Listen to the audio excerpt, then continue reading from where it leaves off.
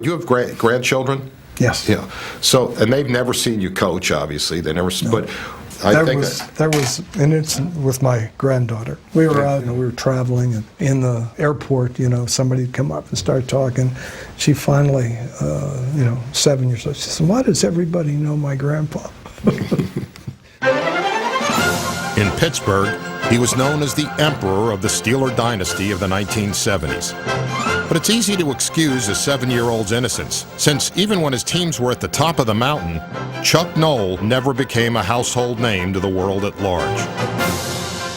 What's more of a mystery is how the only coach to win 4 Super Bowls is even overlooked when people talk about the greatest coaches of all time, many of whom turn up early in his story. At right guard from Dayton, weighing 210, Chuck Noll. Now, when you played under Paul Brown, did you think at the time that you would be a coach someday? No, I hadn't given it much thought. I was going to law school at the time, and I thought maybe that was the way I'd go. But when it came time to retire, I felt that, the thing I knew most was football. And in 1960, I called Sid Gilman, and fortunately, he hired me without any coaching experience whatsoever. And that was the start of it. Well, the season is over for the players, but just beginning for the coaches and the staff. Coaches Walt Hackett, Chuck Noll plan the defense for the coming season. Noll spent 6 seasons with the Chargers. Then, in 1966, headed to Baltimore, where he became Don Shula's defensive coordinator.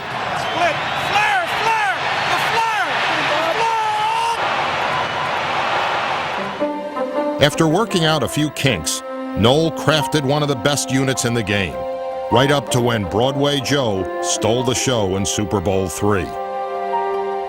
The day after that game, Noll moved on again, this time to the ranks of head coach. I had chances to go to New England and to Buffalo at that time, but after talking with Dan, I knew that they wanted to do what was right. Dan was Dan Rooney, who had just taken over the management reins in Pittsburgh from Art Rooney, his father and the Steelers' founder. The goal was to jumpstart a franchise that had been stuck in self-destruct mode for most of its existence, and the first step was hiring a no-nonsense coach. The first meeting with Chuck Noll, we had a lot of cynical, old, veteran players who'd seen a lot of coaches come and go, and there was, sort of this attitude, well, show me your stuff, coach. And he gave a speech which he essentially was saying to us, look, the reason you've been losing has nothing to do with your attitude. The reason you've been losing is you're not good enough. You can't run fast enough, you can't jump high enough, you're not quick enough, you're not skilled enough. And it was like, wow, this guy. And then he said, and I'll tell you what I'm going to do. I'm going to get rid of most of you. And I'm going to bring in the guys who can play these defenses and play these. They're going to be harder. I'm going to make you do the hard stuff. Noll had the rare opportunity to basically rebuild a team from scratch, and he chose not to cash in his draft picks for established players. Everybody wanted to give us all these guys, and I got this kind of early. People wanted to give you their problems, and come in and get good players. So, it kind of dawned on me that that's not what we want to do. We want to be able to bring people in, get them in our system, and not get somebody else's problems. Over the next 6 years, a few of the picks were college stars, but most of them were unknown players from schools most people had never heard of. Steelers' first-round selection, Joe Green. Yet while fans may have been puzzled, Noll knew exactly what he was looking for. With Joe, I was with the Colts at the time and went down to North Texas. I had the Texas Territory scouting in the spring, and I watched him and talked to him a little bit, and there was no doubt in my mind that this guy, he loved to play football and wanted to play very badly, and to me, those are 2 things that you really have to have. We used to write away for transcripts, because we wanted to see whether the player was in there with basket weaving or whether he wanted to challenge himself, because that spoke a lot about the individual. So we ended up getting a lot of guys that were not only good football players but wanted to be challenged. Those are champions to me. To me, a sign of how good Noll was is that he took a lot of down-the-line draft choices and made Hall of Famers out of them.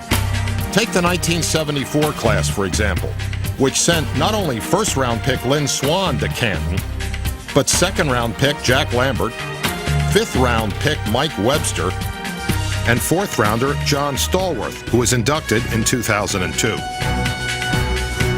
It's clear Noll had an eye for talent, but his greatest talent may have been the ability to motivate these players without saying a word.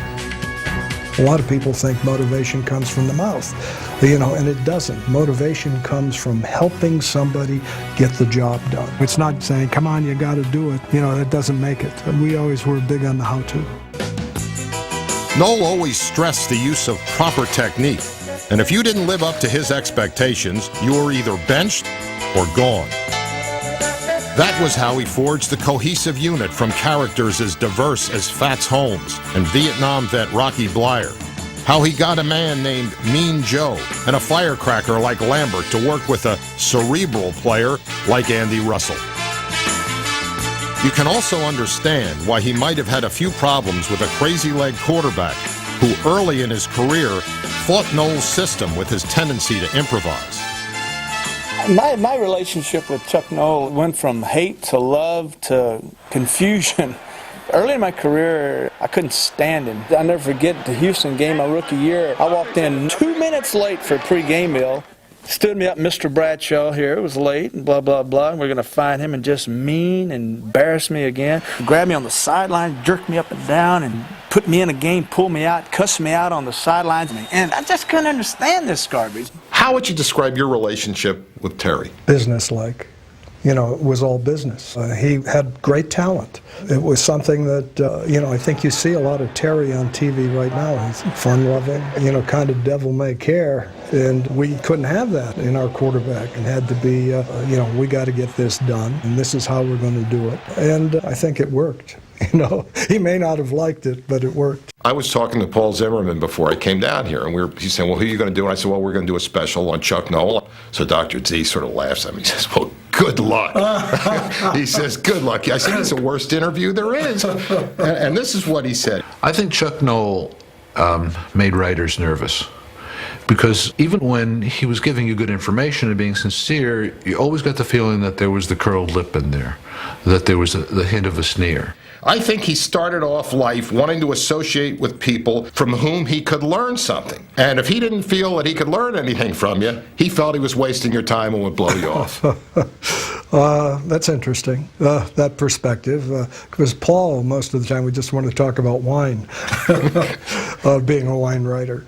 Merlots aside, Noll was infamous for being tight-lipped with the media. There'd be something so bad. I won't even answer that question.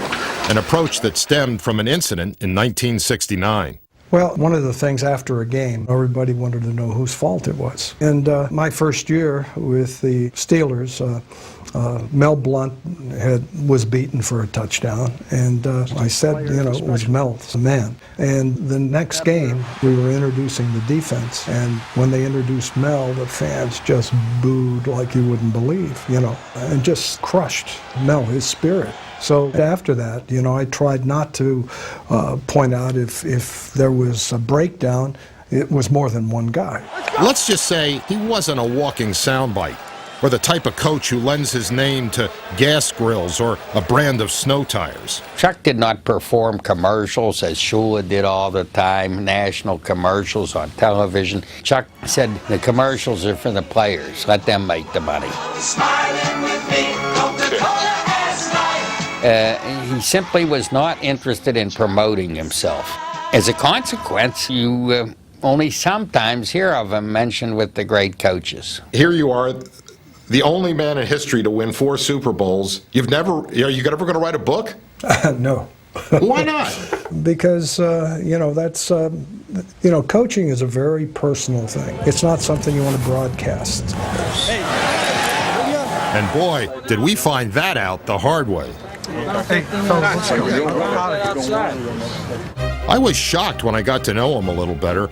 I learned that he's actually an accomplished pilot, seaman, and gourmet chef.